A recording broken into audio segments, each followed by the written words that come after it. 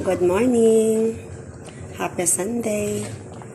So magluto ta karon og mga buto-buto sa baboy.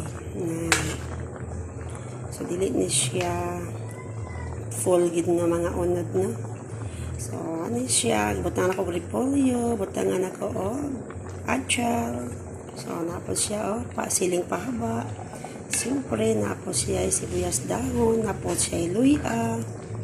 Ako po siya gibutangan og gabi. Ang pamahaw sa pobre. So nibawas ang pobre no. Kay di ba nag-post ko atong dukot nga loto nya na ay asin na tuyo. So or patis sa karon mubawas ta.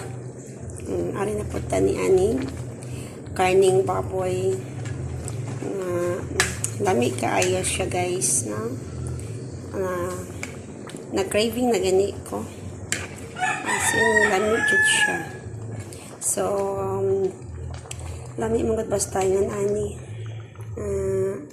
Mabuntag or depende lang gud nato. Dili na kay mag-base tag unsa pa tang orasa, unsa pa na siya nga diha nga angay nga pamahaw wala pa ni udtor pa ni hapon. Ang importante nga mabusog ang inyong tiyan.